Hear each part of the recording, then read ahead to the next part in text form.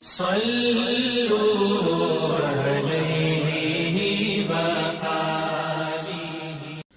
اللہ الرحمن الرحیم۔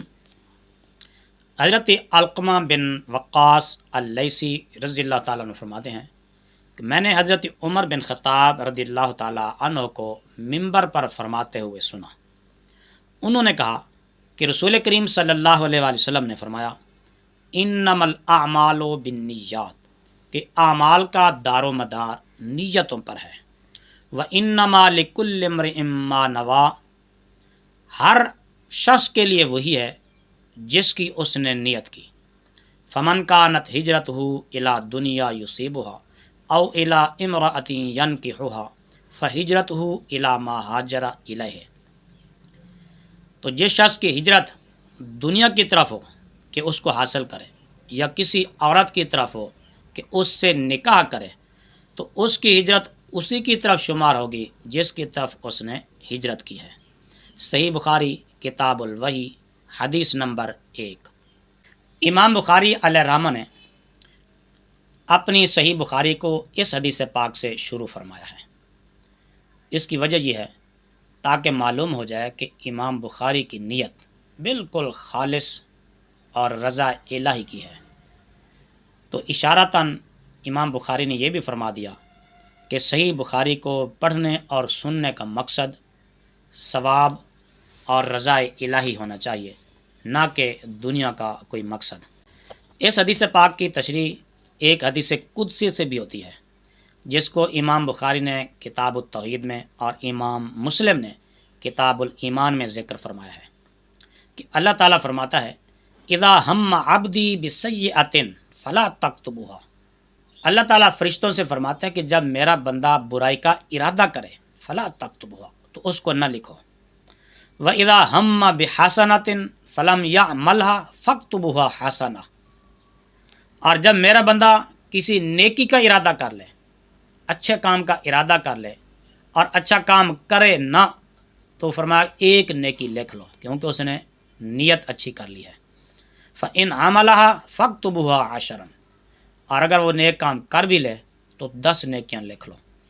یعنی برائی کا ارادہ تو برائی نہیں لکھی جاتی جب تک اس برائی کو عملی جامہ نہ پہنایا جائے، اور اگر نیکی کا ارادہ ہو تو نیکی کا صرف ارادہ کرنے سے بھی نیکی لکھ لی جاتی ہے، اور اگر نیکی کر بھی لی تو اس کے بدلے 10 نیکیاں لکھی جاتی ہیں۔ غزوہ تبوک کے موقع پر رسول کریم صلی اللہ علیہ وآلہ وسلم نے فرمایا کہ مدینہ طیبہ میں کچھ لوگ اپنی مجبوریوں کی وجہ سے رہ گئے ہیں جو ہمارے ساتھ شامل نہیں ہو سکے، مگر وہ ثواب میں ہمارے شریک ہیں۔ تو صحابہ کرام نے عرض کیا، یا رسول اللہ صلی اللہ علیہ وسلم، وہ تو ہمارے ساتھ شریک ہی نہیں ہوئے، تو ثواب میں وہ کیوں شامل ہیں؟ تو آپ صلی اللہ علیہ وسلم نے فرمایا، اپنی سچی نیت کی وجہ سے۔ حضرت عثمان غنی رضی اللہ تعالیٰ عنہ حضرت رقیہ رضی اللہ تعالیٰ عنہ کی تیمار داری کی وجہ سے غزوہ بدر میں شریک نہ ہو سکے تھے، مگر اپنی خلوص نیت کی وجہ سے وہ ثواب میں بھی شریک ہیں، اور مال غنیمت سے بھی ان کو حصہ ملا تھا۔ یہ ثواب کی نیت سے، چونکہ ان کی نیت اچھی تھی اس لیے ثواب سے محروم نہیں رہے۔ اس سے صاف واضح ہو جاتا ہے کہ آدمی اگر کسی کام کے کرنے کا ارادہ کر لے اور کوئی مجبوری کی وجہ سے وہ نہ کر سکے تو اس کو بھی اجر اور ثواب ملتا ہے۔ ایک دوسری حدیث پاک میں فرمایا گیا کہ نیت المؤمن خیر من عملہ، مومن کی نیت اس کے عمل سے بہتر ہے۔ وہ کیوں وجہ؟ اس کے بہتر ہونے کی وجہ کیا ہے؟ اس لیے کہ نیت کا ثواب جو ہے وہ غیر مشروط طور پر ہے، اور عمل کا ثواب نیت کے ساتھ مشروط ہے، اور نیت میں کوئی مشقت نہیں ہوتی، عمل میں مشقت ہوتی ہے۔ ہجرت کے معنی چھوڑنے کے ہیں، ترک کرنا، چھوڑ دینا، کہ حدیث پاک میں یہی معنی اس کا آیا ہے۔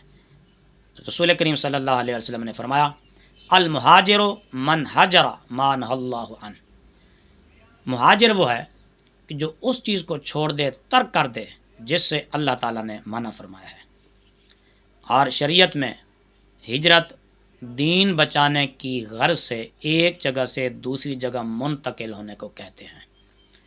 یہ ہجرت کبھی فرض ہوتی ہے، کبھی واجب، کبھی سنت، کبھی مستحب، اور کبھی یہ حرام بھی ہوتی ہے اور کبھی مکروہ اور خلاف اولا بھی ہوتی ہے۔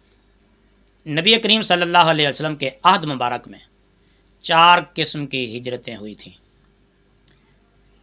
حبشہ کی طرف ہجرت، ہجرت اولا، پھر دوبارہ حبشہ کی طرف ہجرت، اس کو ہجرت ثانیہ کہتے ہیں، اور فتح مکہ سے پہلے مدینہ شریف کی طرف ہجرت، اور عرب قبائل کی مدینہ شریف کی طرف ہجرت۔ احادیث میں جہاں بھی مطلق ہجرت کا لفظ بولا جائے گا تو اس سے مراد ہجرت مدینہ ہی ہوتی ہے عموماً۔ اس حدیث پاک میں حضرت عائشہ صدیقہ رضی اللہ تعالی عنہا کا نام نامی اسم گرامی آیا ہے، تو تھوڑا سا ان کی سمانے پر روشنی ڈالتے ہیں۔ حضرت عائشہ صدیقہ رضی اللہ تعالی عنہا ام المومنین اور صدیقہ ان کا لقب ہے، اور ام عبداللہ ان کی کنیت ہے۔ ان کے بطن مبارک سے کوئی اولاد نہیں ہوئی۔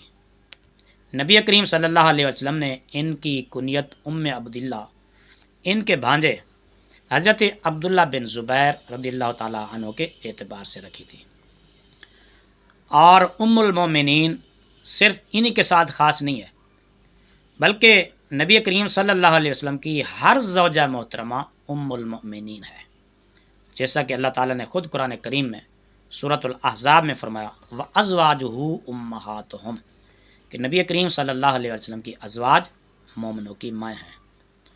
حضرت عائشہ صدیقہ رضی اللہ تعالیٰ عنہ خلیفہ اول، خلیفہ بلا فصل حضرت سیدنا صدیق اکبر رضی اللہ تعالیٰ عنہ کی صاحبزادی ہیں، اور ان کی والدہ محترمہ کا نام ام رومان ہے، اور ان کی والدہ کا وصال سن 6 ہجری میں ہو گیا تھا۔ حضرت عائشہ صدیقہ رضی اللہ تعالیٰ عنہ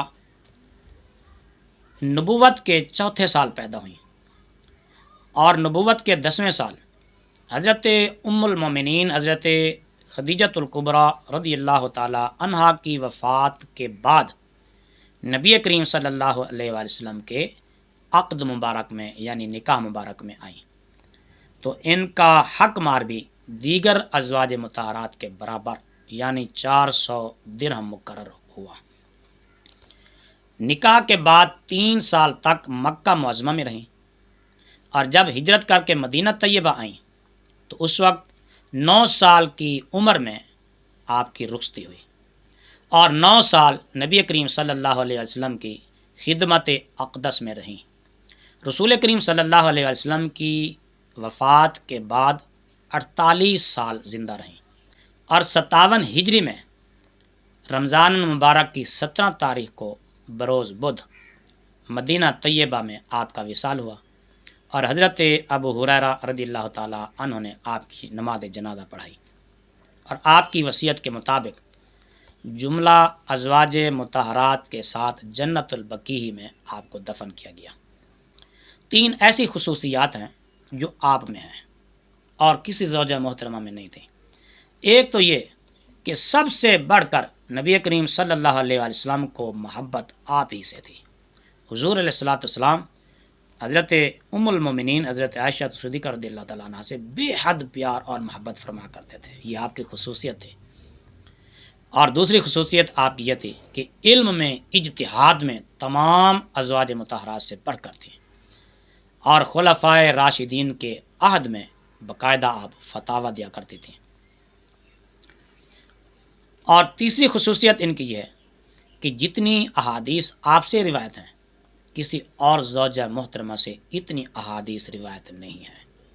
تو اسی بنا پر بعض علماء نے فرمایا کہ حضرت ام المومنین حضرت عائشہ صدیقہ رضی اللہ تعالیٰ عنہ دنیا کی تمام عورتوں سے مطلقاً افضل اور اعلیٰ ہیں، حتیٰ کہ حضرت سیدہ خدیجۃ الکبریٰ رضی اللہ تعالیٰ عنہ اور حضرت سیدہ فاطمہ الزہرا رضی اللہ تعالیٰ عنہ سے بھی انہی خصوصیات کی بنا پر۔ بعض حضرات فرماتے ہیں کہ سیدہ فاطمہ الزہرا رضی اللہ تعالیٰ عنہ چونکہ رسول کریم صلی اللہ علیہ وسلم کے آپ جگر ہیں، آپ حضور کا ٹکڑا ہیں اور جز مبارک ہیں، آپ خون ہیں، اس لیے وہ افضل ہیں۔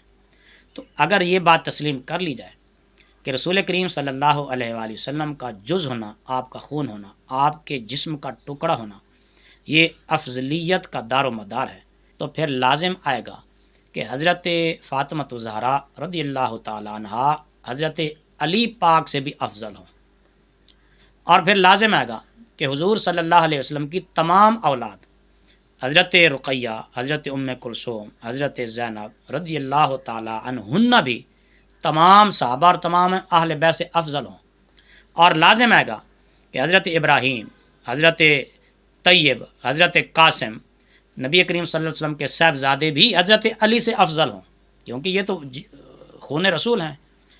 بہرحال یہ تو ایک محض استدلال علماء کرام نے کیا، تو ہمارا کام یہ نہیں ہے کہ ہم کسی کی شان کو ترازو میں رکھ کر تولتے رہیں۔ اللہ نے جس کو جو عزت، مرتبہ اور مقام دیا ہے وہ نہ کوئی چھین سکتا ہے اور نہ کسی کو کوئی مرتبہ دے سکتا ہے۔ اللہ نے سب کو بلند و بالا عظمت اور شان عطا فرمائی ہیں، تو بہرحال اس بارے میں توقف ہی بہتر ہے کہ اللہ تعالیٰ نے جس کو جو شان دی ہے وہ اسی کے ساتھ ہے۔ ہمارے لیے صحابہ کرام بھی، بنات رسول بھی، اور ازواج مطہرات بھی، اہل بیت کرام بھی، سب ہمارے سروں کے تاج ہیں۔ ہم تو ان کی جوتیوں کی خاک کے برابر بھی نہیں ہو سکتے، چاہے جائے کہ ہم ان کی عظمت اور شان کا آپس میں تقابل کرتے رہیں اور وزن کرتے رہیں، ہمارا یہ کام نہیں ہے۔ جس طرح آیات قرآنیہ کے شان نزول اور اسباب نزول ہوتے ہیں، پس منظر ہوتا ہے، اسی طرح بعض احادیث کا بھی شان نزول ہوتا ہے۔ اس حدیث کا شان نزول یہ ہے، یعنی انما الاعمال بالنیات کا، کہ جب مدینہ شریف کی طرف ہجرت مشروع ہوئی تو مکہ شریف میں ایک شخص نے ایک عورت کو نکاح کا پیغام دیا، شادی کی آفر کی، تو وہ عورت ہجرت کر کے مدینہ شریف چلی گئی، تو وہ شخص بھی اس عورت سے شادی کی غرض سے، اس سے نکاح کرنے کی غرض سے وہ بھی مدینہ شریف چلا گیا۔ تو جب وہ وہاں پہنچا تو اس کی غرض چونکہ عورت کی خاطر تھی، ہجرت اس نے عورت کی خاطر کی، تو تب رسول کریم صلی اللہ علیہ وسلم نے فرمایا جس شخص کی جس کی طرف ہجرت ہے، اگر دنیا کی طرف ہے تو اس کو دنیا ملے گی، اور اگر عورت کی طرف ہے تو اس کو عورت ہی ملے گی، یعنی اس کے لیے ثواب نہیں ہے۔ ہجرت تو ہو گئی لیکن ثواب اس کو نہیں ملا۔ اگر وہ اللہ اور اللہ کے رسول کی خاطر ہجرت کرتا تو ثواب بھی پاتا، چونکہ اس نے صرف ایک عورت کی خاطر ہجرت کی تھی، اس لیے ہجرت تو اس کی ہو گئی مگر ثواب ہجرت کا نہ پا سکا۔ تو بعض اوقات صحابہ کرام اس شخص سے ازراہ مذاق یہ بھی کہا کرتے تھے کہ مہاجر ام قیس، چونکہ اس عورت کا نام ام قیس تھا تو اس شخص نے اسی کی طرف ہجرت کی، اسی کی خاطر، تو وہ مہاجر ام قیس کہلایا۔